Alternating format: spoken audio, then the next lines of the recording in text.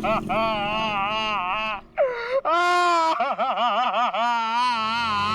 पंकज, ये किस तरीके से रो रहा है?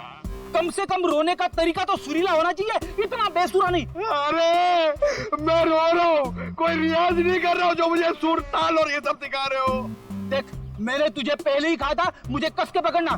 तेरी लापरवाही की वजह से हम लोग ये गाड़ी से गिरे हैं, समझे? मेरी लापरवाही, खुद को बाइक चलाने आती नहीं है, मुझे गिरा दिया, मेरी टांग तोड़ दी और बोल रहे मेरी लापरवाही। कुछ नहीं हुआ तेरे टांग को। उठ जा, चल। सर, मैं आपको बता रहा हूँ, आज का दिन मेरा बहुत खराब जा रहा है, बहुत मनूस दिन है। आप भी मुझे पिकअप करने आ गए। सर, आज का दिन बहुत खराब है सर, आज बहुत बड़ी गड़बड़ होने वाली है। एक खतरनाक केस वेट कर रहा है ब्यूरो में। ओके मैडम, आपकी हिम्मत की तारीफ करनी होगी। आप उस मुजरिम से बिल्कुल डरी नहीं और डट के सामना किया उसका। सर, पुलिस रिकॉर्ड में आपको कुछ भी मिला उसके बारे में? जी नहीं, उसने इससे पहले कोई जुर्म नहीं किया था। और इसीलिए उस तक पहुंचने के लिए हमें आपसे कुछ सवाल करने होंगे। जी पूछिए। आप उसके बारे में कुछ और बता सकती हैं? नहीं सर, मुझे कुछ भी याद नहीं है, बल्कि मैंने वो होटल वालों से भी पूछा था, उन्होंने बोला कि उन्होंने किसी को आते जाते हुए नहीं देखा। अच्छा, आपको किसी पे शक है? एक ही तो इंसान है जिसको मेरी जिंदगी से ज्यादा मेरी मौत प्यारी है। कौन? वही मेरा पति करण। आपका पति? आपको पता है कितने सारे लोगों के बीच में उसने मेरी इंसल्ट की। उसने तो मुझे अपने बीवी मानने से भी इनकार कर दिया। और आपको पता है सर, इसी बात का ना बदला लेने के लिए उसने वो गुंडा भेजा था मेरा गला दबाने के लिए। एक मिनट मैम, शुरू से बताइए कि ये आपके और आपके पति के बीच में तनाव किस वजह से है? आप मेरे साथ करण के घर पे चलिए, आपको सब कुछ पता चल जाएगा कि क्या हुआ था। नहीं राधिका, जब तक हम ना बुलाएं तुम गाड़ी में बैठो। मगर क्यों? प्लीज राधिका जी, आप बात को समझने की कोशिश कीजिए, हम आपको जल्दी ही अंदर बुलाएंगे। ठीक है, बैठती हूँ।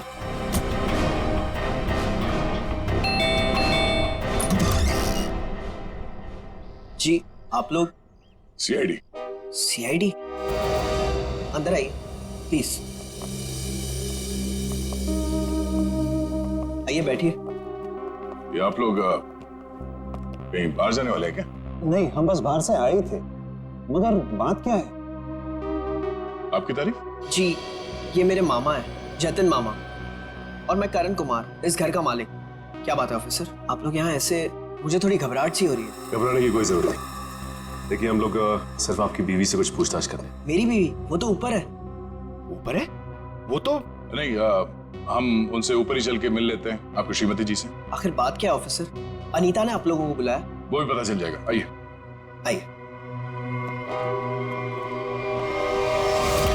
अनीता, अनीता कहाँ चली गई? बाथरूम में पानी भरने की आवाज आ रही है। श्रेया?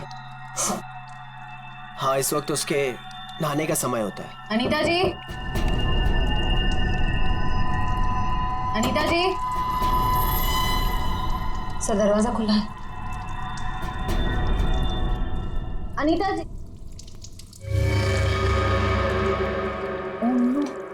सर, अनीता जी, अनीता जी। अनीता, अनीता क्या हुआ? सर, ये तो मर चुकी है। अनीता, अनीता, अनीता, एक मिनट, करण, आप समझिए प्लीज। अनीता को क्या हुआ? ले जाओ। करण जी, आप मेरे साथ बाहर चलिए प्लीज। आइए।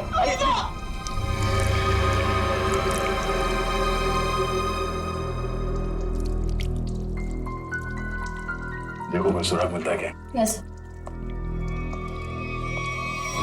भगवान ने मेरे साथ बहुत बड़ा अन्याय किया है। मेरी अनीता को मुझसे छीन लिया।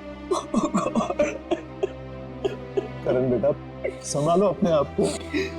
ये सुधा कहाँ गई? सुधा? सुधा जी का कमरा कहाँ है? वो रहा। बढ़िया, जरा सुधा जी को बाहर लेके। नहीं, आप बैठिए। माफ कीजिएगा, मगर हमें आप लोगों से कुछ सवाल करने होंगे। सर, ये बताइए। हाँ सर, वो सुधा जी। क्या हुआ माँ को? हाँ, क्या हुआ माँ को? माँ, माँ, माँ, माँ, सुधा? माँ, माँ, माँ, आंखें खोलो, कहीं माँ भी? नहीं, जिंदा है, नब्ज धीमी चल रही है। बड़ी एम्बुलेंस बुलाओ जल्दी। माँ। सचिन,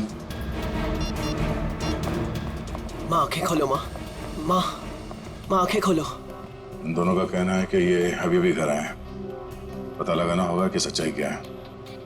दोनों को अलग अलग ले जाके पूछताछ करनी होगी। नाक और कान में खून है। शरीर पे कोई चाकू या कोई हथियार के निशान नहीं है। मुझे लगता है नहाने से पहले इसने कुछ खाया पिया होगा और किसी ने इसके खाने में ही कुछ मिला दिया होगा। हाँ, कि बाथरूम में सब सामान जगह पर है। हाथापाई या मारामारी का कोई निशान नहीं। वही तो।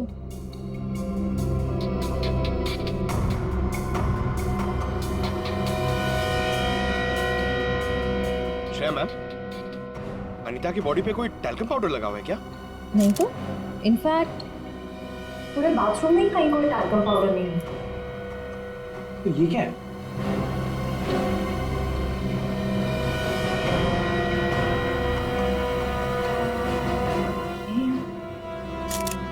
कहीं अनीता की मौत का इस पाउडर से लेना देना तो नहीं?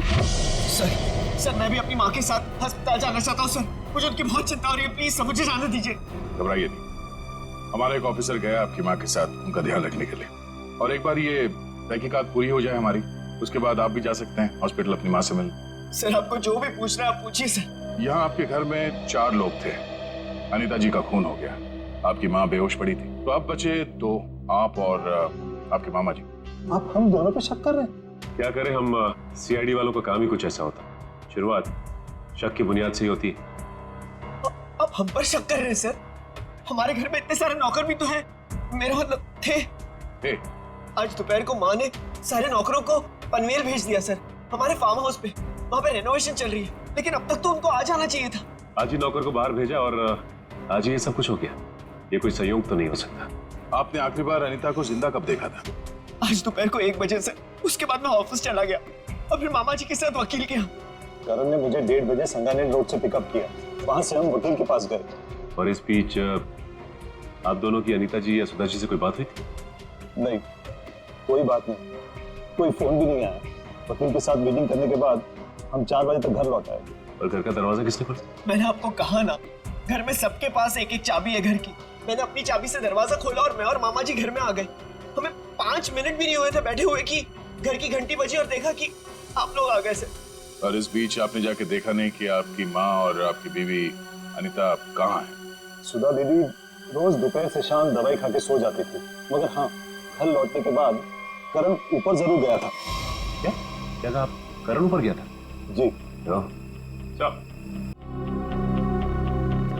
सचिन जी का कहना है कि करण आते ही सबसे पहले ऊपर सीढ़ियों पे गया। अच्छा, तो आपने मरने से पहले अपने बीवी को देखा होगा? जी नहीं। नहीं? तो मामा जी झूठ बोल रहे? नहीं तो मैंने ऐसा तो नहीं कहा था ना। मैं ऊपर जा रहा था, लेकिन कमरे तक पहुंचने से पहले मेरा फोन बजने लगा। ऊपर नेटवर्क का प्रॉब्लम है, इसलिए मैं वापस नीचे आ गया। पता नहीं क्यों चाह कर भी हमें यकीन नहीं हो रहा आप दोनों के बयान पर। ऐसे लग रहा है कि हम लोग कोई कहानी सुन रहे हैं, एक मन घड़ंत रची हुई कहानी। अरे सर प्लीज, हमारे साथ इतना बड़ा हादसा हुआ है और हमें हमदर्दी दिखाने के बजाय आप हम पे शक कर रहे हैं। हमदर्दी से ज्यादा जरूरी हमारे लिए अनीता को इंसाफ दिलाना है, उसके खूनी को फांसी के फंदे तक पहुंचाना है। अब उस मुजरिम को पकड़िए सर, क्या पता कल को वो मामा जी या मुझे मार दे। सर ऊपर बाथरूम में ये हरा पाउडर मिला, इसके अलावा और कोई खास सबूत हाथ में ही आया है। आप कुछ बता सकते हैं इस पाउडर के बारे में? क्या है ये? नहीं सर, इससे पहले इस पाउडर को मैंने बाथरूम में कभी नहीं देखा। कोई बात नहीं, हम पता कर लेंगे। पंकज, टेस्टिंग के लिए भेज दो। सर मैं भी हॉस्पिटल जाना चाहता हूँ सर। सर प्लीज मुझे जाने दीजिए, मुझे अपनी माँ से मिलना है sir. Please sir, please please sir, जाने दीजिए इसे। अभी नहीं। लेकिन क्यों नहीं? आपके सारे सवाल तो खत्म हो गए ना, सिवाय एक के, और उस सवाल का नाम है राधिका।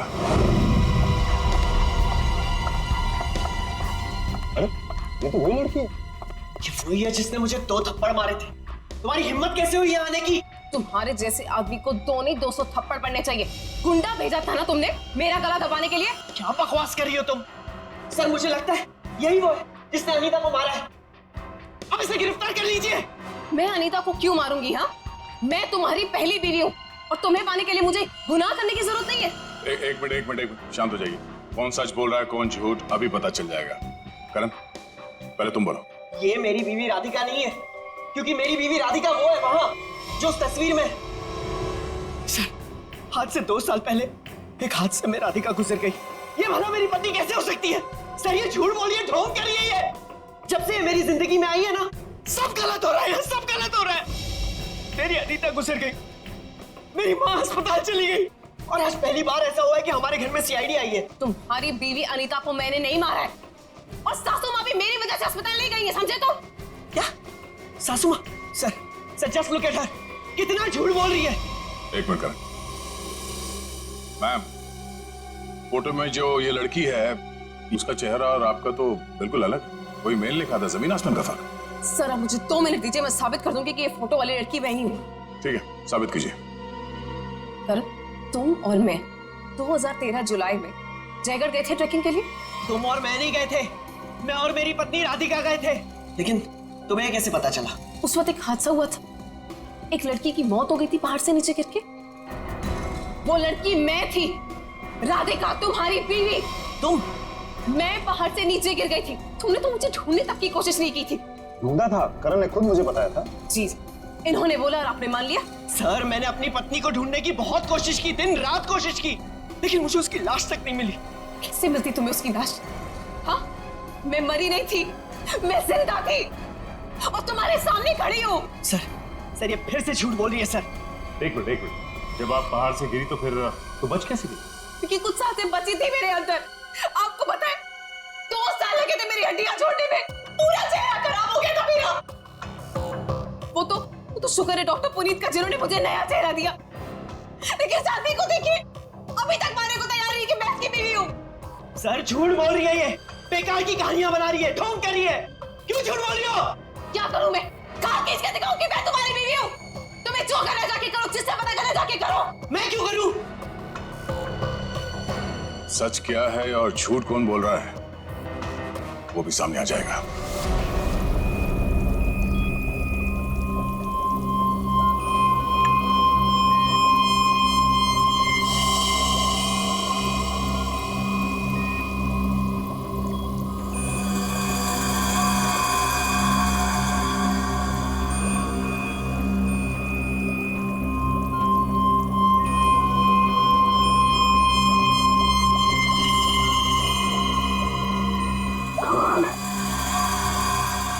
होशियारी और बेवकूफी का ये अजीब सा संयोग। तालुके साहब, आप इतने उलझे क्यों लग रहे हैं? आपको तो खुश होना चाहिए, इस बार हमने जो तगड़ा सबूत दिया है आपको, वो पाउडर। अगर वो पाउडर आप लोग नहीं भेजते ना, तो भी मैं अपना काम चला लेता। कैसे, बताता हूं। एक हाँ मेरे साथ। ये देखो, ठीक वैसा ही हरा रंग, जैसे हरे रंग का पाउडर आप लोगों को मिला। ये एक किस्म की केमिकल है, ये एक किस्म का ब्लीच है, सल्फा क्रोमेटोज, जो कि अधिकतर इंडस्ट्रीज में इस्तेमाल की जाती है। मतलब सर, ये केमिकल अनीता के नहाने के पानी में था? बिल्कुल। और ये कितना खतरनाक केमिकल है, इसका असर तुम लोग देख ही चुके। जैसे जैसे ज्यादा मात्रा में इंसान के टच में आता है, इंसान की हालत खराब होती जाती है। उसकी नसें, उसकी ब्लड वेसल्स इतनी फूल जाती हैं कि फट जाती हैं, और उसी की वजह से मौत हो जाती है। सर, बाथरूम में कोई बकेट तो नहीं थी, यानी वो जहरीला पानी शावर से ही आया होगा ना? लगता तो ऐसे ही है। दोबारा जाके वहां पे वो शावर चेक करना पड़ेगा। डॉक्टर साहब, ये बताइए कि करण की माँ सुधा जी, उन्हें भी इसी तरह के केमिकल से बेहोश किया गया था? हाँ दया, था तो केमिकल ही, लेकिन ये केमिकल नहीं था। वो केमिकल था मैथनॉल। आप बता दो। ये देख रहे हो, ये लाल लाल, ये लाल लाल निशान उस मैथनॉल के रेजिड्यू। ये किस तरह का केमिकल?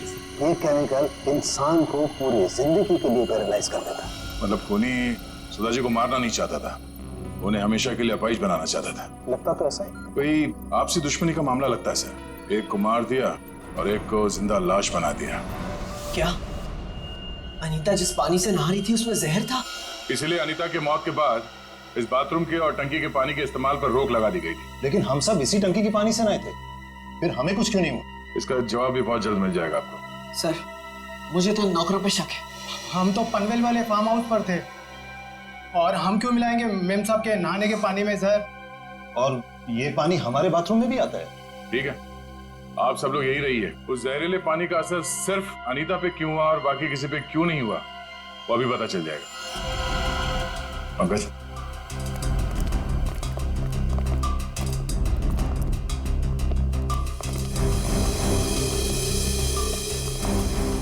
बड़ी शावर को खोलो। अगर जहर पानी में है तो उस केमिकल के अवशेष इसमें जरूर मिलेंगे।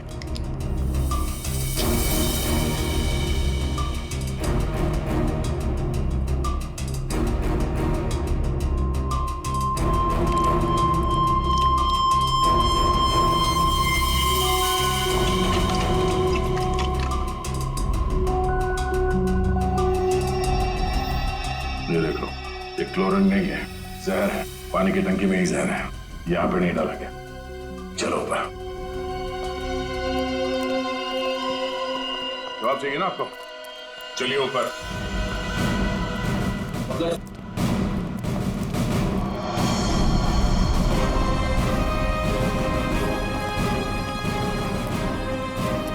सर, ये पानी की टंकी में जहर क्यों होगा? अगर इसमें जहर होता तो हम सब जिंदा कैसे? हो सकता है आप लोग कई दिनों से नहाए नहीं हो। फॉरेंसिक किट लाए हो? सर वो नीचे। प्लीज लिया। Yes sir. इस पानी की टंकी तक कोई घर वाला ही आ जा सकता है ना? हाँ, घर का कोई सदस्य या नौकर? सर, हम में से ऐसा कोई क्यों करेगा? अब ये काम तो किसी बाहर वाले का हो नहीं सकता। बाहर वाला कोई भी इतनी आसानी से आपके घर के पानी की टंकी तक कैसे पहुंचेगा? क्यों नहीं पहुंच सकता? पिछले हफ्ते एक प्लम्बर भी तो आया था यहाँ। इंटरेस्टिंग। पर आप लोगों की जानकारी के लिए बता दूं, इस जहरीले पानी का असर सिर्फ अनीता पे इसलिए हुआ क्योंकि खूनी ने वो जहर पानी में उस वक्त मिलाया जब अनीता नहाने के लिए गई। हाँ सर, ऐसा हो सकता है क्योंकि घर पे सबको पता था कि अनीता किस वक्त नहाने जाती है।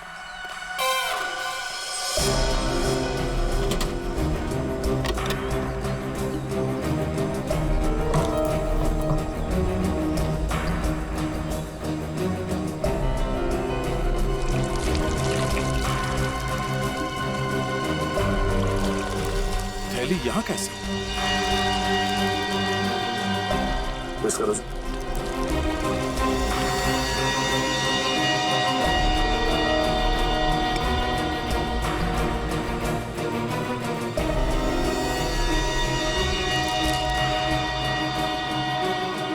सर, हाँ? पानी में जहर है। क्या? पानी में जहर है?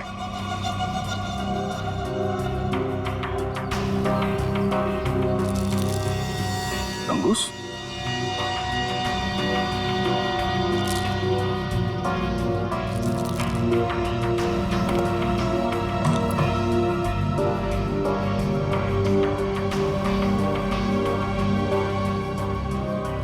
क्या कहा आपने?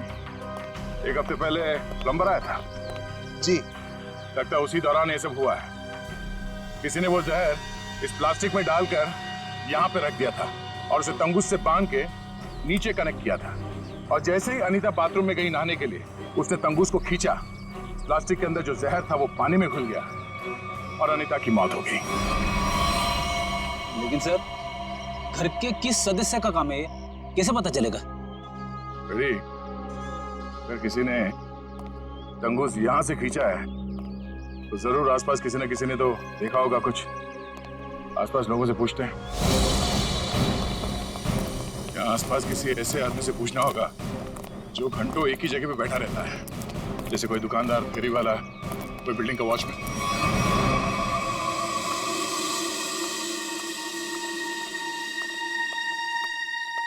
सुनिए भाई साहब, वो आइए आइए बहन जी, एकदम ताजी सब्जी है।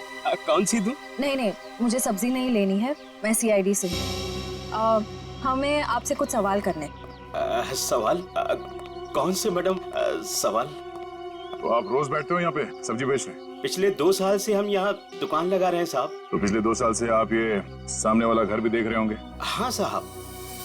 परसों दोपहर को 1 से 3 बजे के बीच में तुमने किसी आदमी को देखा था उस घर के आसपास? तो ऐसा आदमी जिसपे तुम्हें शक हुआ हो, तो उस घर के आसपास बहुत देर से खड़ा हो, परसों साहब, हाँ, वो घर का जो नौकर है ना साहब, वो घर के बाहर बहुत देर तक खड़ा रहा साहब।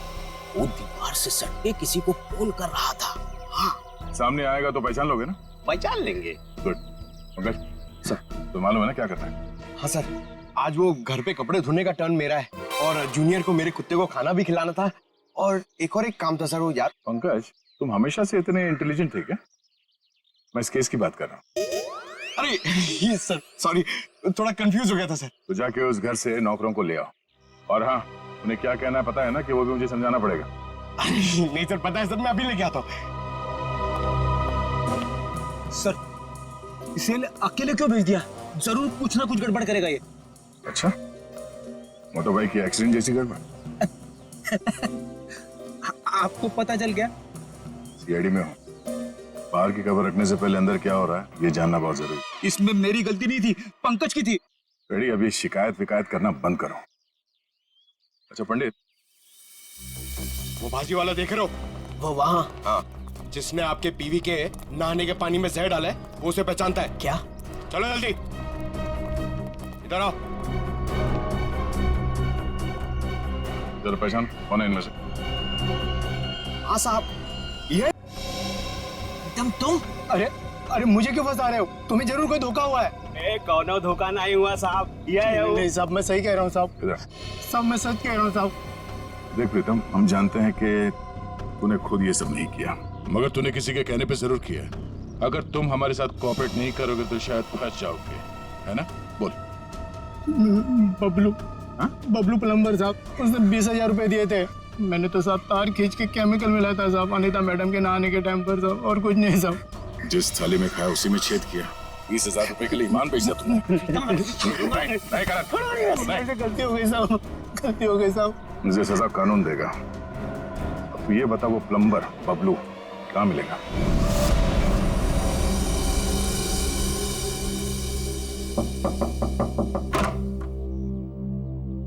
नमस्ते। नमस्ते। बबलू है क्या? आप लोग बाद में आना, बबलू भी घर पर नहीं है। कहाँ गया बबलू? काम पे गए हैं। आप अपना नंबर दे दीजिए, वो आएंगे तो मैं उन्हें दे दूंगी। नंबर? जी, गर्मी बहुत है, एक गिलास पानी मिल सकता है? अभी लाई। जी।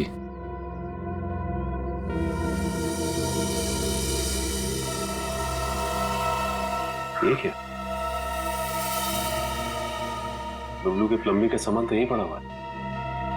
इसका मतलब ये औरत हमसे झूठ बोल रही है। Thank you. थैंक्स। चलते। पर आपने अपना नंबर नहीं दिया। हम लोग फिर आ जाएंगे। जी। Thank you. कितना गर्मी है इधर। ओह गॉड, किधर आ गई मैं? मुझे लग रहा है चक्कर आने वाला है मुझे। ओह गॉड। अरे भाई साहब सुनिए, ये बैबलू किधर रहता है? बैबलू प्लम्बर इधर रहते हैं। इधर? Okay thank you. Bablu, Bablu बाहर आ जाओ। देखो बाहर आ जाओ, वरना मुझे पुलिस को बताना पड़ेगा कि तुमने मेरा बेल्जियम का पाइप और जापान का नल का चोरी किया है। बैबलू, बैबलू।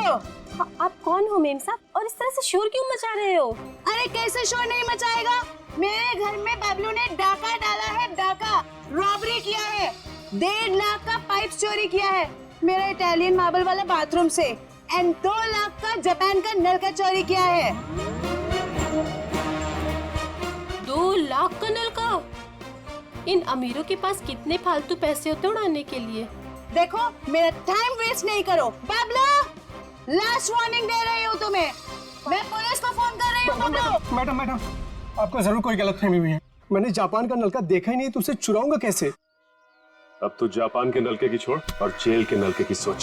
सीआईडी वालों ने मेरे साथ धोखा किया, मुझ पे झूठा इल्जाम लगाया।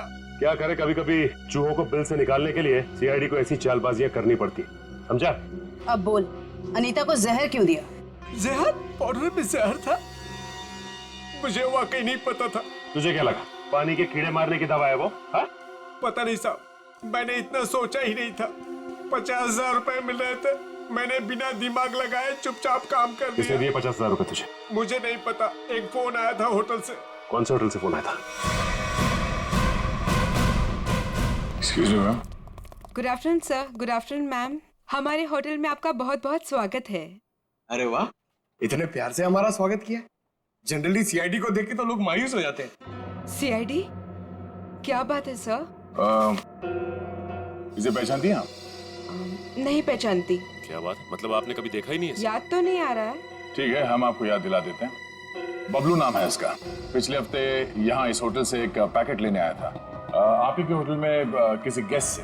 कौन सा गेस्ट था सर? अगर ये सब कुछ हमें पता होता तो यहाँ क्यों आते? एक्चुअली यहाँ हर रोज बहुत गेस्ट आते हैं और पिछले हफ्ते यहाँ कौन कौन रुका था ये कैसे याद रहेगा? हाँ, ये बात तो है। पर आपके पास कोई रजिस्टर, कोई रिकॉर्ड्स के लिए आपके मेहमानों के या जो लोग उनसे मिलने आते हैं रखते होंगे ना? तो आप जरा उसमें चेक कीजिए और बताइए ये बबलू किससे मिलने आया था। हाँ सर, मैं चेक कर लेती हूँ। प्लीज।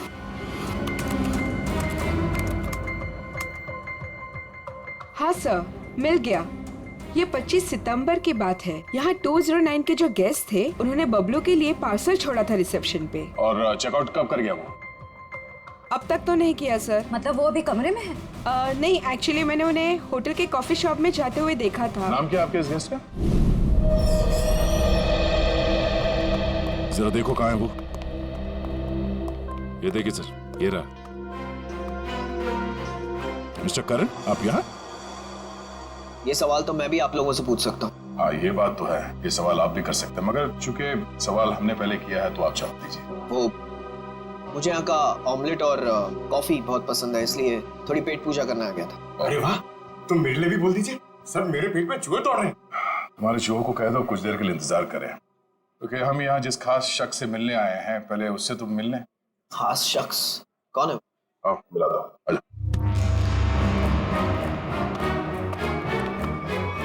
नमस्ते, कैसी हैं? आप लोग यहाँ? हाँ, नमस्ते इनसे भी कहिए, करण जी है। सर, आप क्यों मुझे फंसा रहे हैं? मैं बस यहाँ सेटलमेंट करने आया था। अभी तो आप कह रहे थे कि आप ऑमलेट खाने आए। ऑमलेट तो बस एक बहाना था। सबसे पहले ये मेरी पत्नी राधिका है ही नहीं, तो मैं चाहता था कि कुछ पैसे देकर मामले को यहीं रफा दफा कर दूं बस। वैसे आपकी जानकारी के लिए बता दूं कि पिछले कुछ दिनों में आपकी जिंदगी में जो कुछ भी हो रहा है कोई नहीं की मेहरबानी है। सब मेरे जिस जयगढ़ इलाके में आपकी राधिका का एक्सीडेंट हुआ था, वहाँ के सभी प्लास्टिक सर्जन से बात हो गई है हमारी। क्या सच कह रही? यही तुम्हारी असली बीवी है? I can't believe it. यकीन हुआ तुम्हें कि मैं राधिका? यकीन तो हमें भी हो गया कि अनीता का खून, हमारे पास मदद के लिए आने का वो ड्रामा और सुधा जी के ऊपर हमला, ये सब तुम्हारी दिमाग की उपज है। सर, मैंने ये सब नहीं किया सर। आपको कोई गलतफहमी होगी सर। वैसे हम अपनी गलतफहमी दूर करने के लिए हम लोग यहाँ पे आए हैं। राधिका, क्या हुआ? राधिका, राधिका, राधिका, सही, राधिका। ओह नो, पानी में जहर डाल दिया। तो बेटा, किसने दिया? सर, वो उधर गया। पता है, एम्बुलेंस को फोन करो। राधिका, राधिका। Hello, ambulance.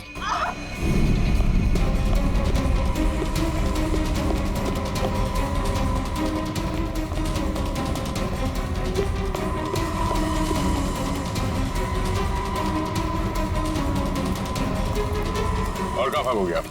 जाने दो मुझे। हाँ? जाने दो मुझे। जाने दो मुझे। जाने दे।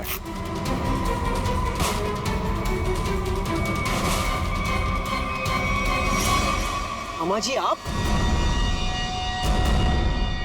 तुझे छोड़ दे? हाँ? अब बोल, क्यों किया तूने ये सब? 2 साल पहले मैंने करण को राजी किया था कि वो राधिका को पहाड़ से धक्का दे दे।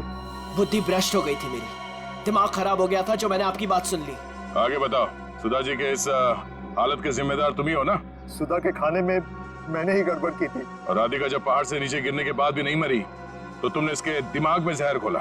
हाँ, राधिका को मोहरा बना के करण और सुधा के खिलाफ इस्तेमाल किया मैंने, और राधिका के नाम से ही बबलू के हाथों अनीता की पानी की टंकी में जहर मिलवाया था मैंने।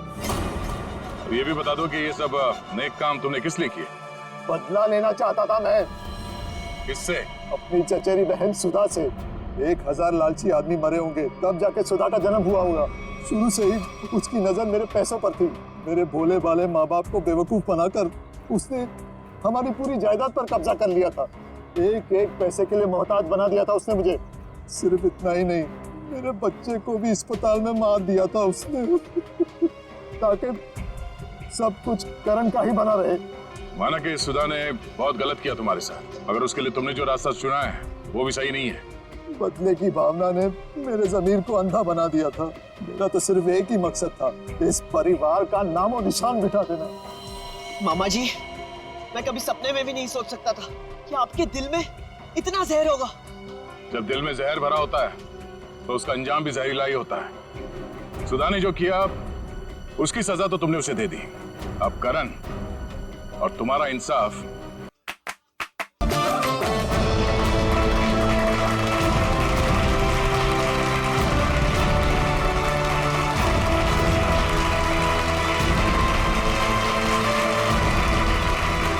अरे वारे पार्टनर, किसी मोबाइल की लॉन्चिंग इससे अच्छी नहीं हो सकती। देखो शायला कैसे सबको दीवाना बना रही है। मैंने तो पहले ही कहा था, शायला के जुड़ने से हमें बहुत फायदा होगा।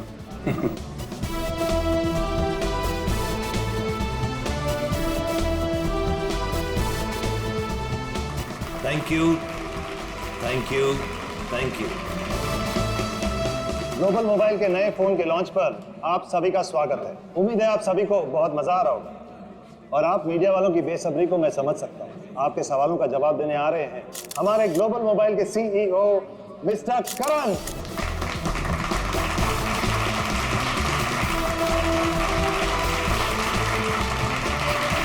All the best. Thank you everyone. आप लोग अपना कीमती वक्त निकाल कर यहाँ आए, इसके लिए आप सभी का बहुत बहुत शुक्रिया। Thank you. आज मैं बहुत खुश हूँ क्योंकि आज मैं आप सबको अपनी कंपनी का वो मोबाइल देने जा रहा हूँ जो आपकी रोजमर्रा की जिंदगी को और भी आसान कर देगा। सो जोरदार तालियों से स्वागत कीजिए टेक्नोलॉजी के नए आविष्कार का, my new phone global mobile X4।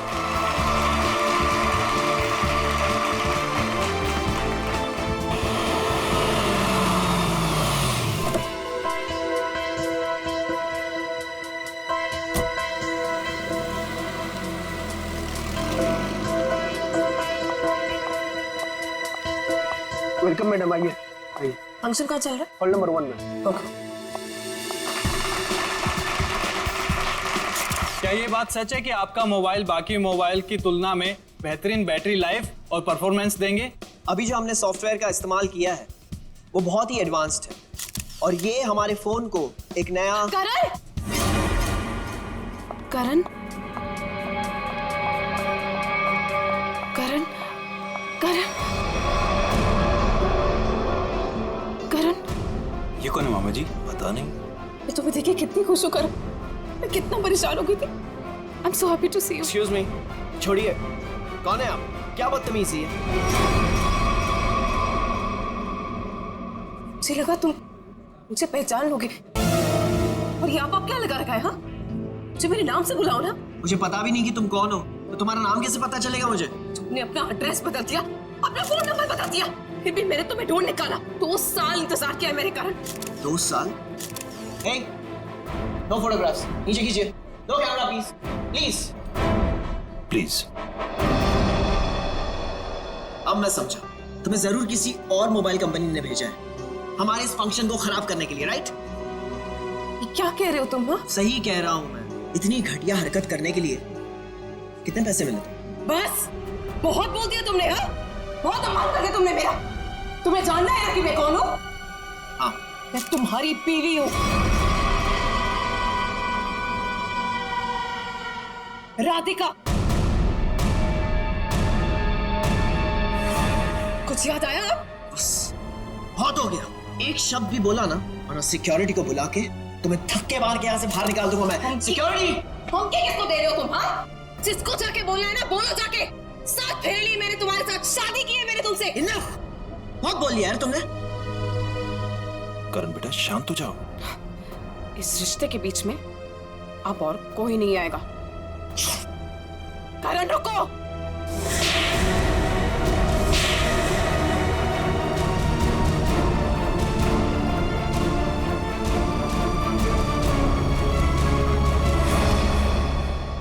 दो तमाचे उन 2 सालों के लिए जो मैंने तुम्हारे यादें बिताई है। तुमने मुझे थप्पड़ मारा, मुझसे दुश्मनी बहुत महंगी पड़ेगी। पता है मैं कौन हूँ? पता है तुमने किससे दुश्मनी मोल ली है? अपने पति से। मैं तुम्हारा पति नहीं हूँ। अगर मैं तुम्हारा पति हूँ ना तो सबूत बताओ। अच्छा तो देते हैं ना सब। उतारो अपने कपड़े। What? तुम्हारी पीठ पे 2 काले तिल, और ये बात हमारी पत्नी के अलावा तो किसी और को नहीं पता होगी ना। उतारो। मिस्टर करण, क्या ये मैडम सच कह रहे हैं? क्या वाकई आपकी पीठ पे तिल है? देखिए, मैं आपके बेकार के सवाल का जवाब देना जरूरी नहीं समझता, और मुझे अपने आप को साबित करने की कोई जरूरत नहीं है। Get it? और तुम जिसकी पत्नी हो ना, जाके उसके कपड़े उतरवाओ। Just stop! करण रोको! करण रुक जाओ, मुझसे बुरा कोई नहीं होगा फिर।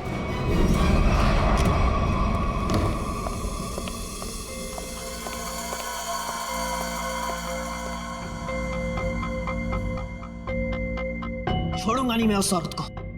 उसकी इतनी हिम्मत कि उसने सबके सामने मुझे 2 झापड़ मारे। करण कुमार की इतनी बड़ी इंसल्ट जिंदगी में किसी ने नहीं की। जरा मैं भी तो सुनूं, कौन है ये औरत जिसने मेरे पति श्री करण कुमार जी का इतना बड़ा अपमान किया? देखो अनीता, मैं पहले ही बहुत बुरे मूड में हूँ। मेरे जख्म पे मरहम तो नहीं लगा सकती, कम से कम नमक तो मत छिड़को। मरहम लगाने के लिए तो कपड़े निकालने पड़ते हैं ना, जैसा कि उस औरत ने कहा था। तुम्हें कैसे पता चला? तुम्हारे जैसा पति हो ना तो सोते वक्त भी आंखें खुली रखनी पड़ती है। क्या मतलब तुम्हारा? सच सच बताओ कि कौन है वो औरत? अगर वो तुम्हारी पत्नी है तो फिर मैं कौन हूँ? तुमने मेरे साथ धोखा किया। एक मिनट बंद करो ये सब तुम, और अपनी इल्जामों की गाड़ी पे जरा ब्रेक लगाओ। मैं उस औरत को जानता तक नहीं, कभी मिला नहीं उससे। वो झूठ बोल रही है। झूठ बोलने वाले इतना यकीन से झूठ नहीं बोलते हैं। चलो मान लिया वो तुम्हारी पत्नी नहीं है, लेकिन कुछ गड़बड़ की होगी तुमने। सच सच बताओ कि कौन है वो? क्या रिश्ता है तुम्हारा उस औरत के साथ? ये कैसी बातें कर रही हो तुम? मुझ पे शक कर रही हो? मुझ पे? मैं एक वफादार पति हूँ। हाँ पता है कितने वफादार हो तुम। अगर अपने झूठ का ज्यादा ढोल बजाया ना तो केस कर दूंगी तुम पे। पता है ना अदालत बेवफाई की क्या सजा देती है? बेवफाई? मैं कोई बेवफाई नहीं कर रहा हूँ। वो औरत अपने आप को राधिका कह रही है। राधिका? राधिका? क्यों? तुम्हारा जो खबरी था, जो इतना मिर्च मसाला लगा के तुम्हें इतनी सारी खबरें दे रहा था, उसने ये नहीं बताया कि औरत अपने आप को राधिका कह रही है। मगर वो राधिका कैसे हो सकती है? राधिका? वही तो मैं कह रहा हूँ, वो राधिका कैसे हो सकती है? तुम ही सोचो, राधिका को मरे हुए 2 साल हो गए, और वो एक मरे हुए इंसान के बारे में इतना घटिया मजाक कर रही है। मैं उसे छोड़ूंगा नहीं। डैडी ने सही कहा था कि बेटा ये लड़का तुम्हारे लिए ठीक नहीं है। अरे मेरी तो जिंदगी बर्बाद हो गई। देखो, अब एक शब्द भी और बोला ना तो तुम्हें सीधे तुम्हारे डैडी के घर भेज दूंगा मैं। समझी तुम? देखो, एक मिनट, ऑफिस से फोन है, मुझे जाना होगा। हाँ मैं आ रहा हूँ। करण रुको, करण सुनो, करण। आइए सासू माँ, चाहे मैं कितना भी चीख लूं चिल्ला लूं, पर आपके बेटे के कानों पर तो जू तक नहीं रेंगती है। अरे बहू, मैं तो दवाई खा के सो रही थी, तुम्हारे शोर से उठ गई। तो आपको अब मेरा गम शोर लगने लगा है। पता नहीं मैंने इस घर को अपना ससुराल क्यों बनाया। वो क्या है? और इतने गुस्से में करण कहाँ गया? जब आपका बेटा आए ना तो खुद ही अपने बेटे से पूछ लेना कि वो औरत कौन है। औरत? कौन सी औरत? अरे कोई बताएगा मुझे कि ये घर में हो क्या? गिरी उस आदमी को सबसे क्या है अपने आप को। मेरे रूम का काट दो।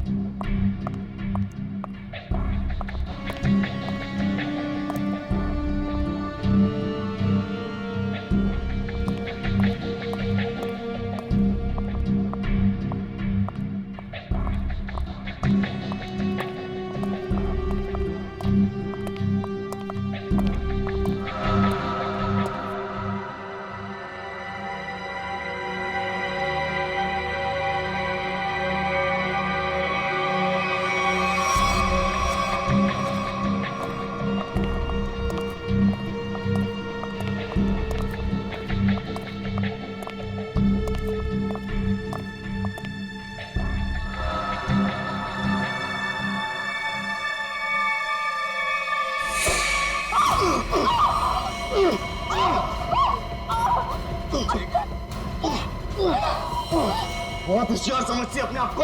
अब तुझे कौन बचाएगा मुझसे? मैं बचा लूंगा। तुझे कौन बचाएगा?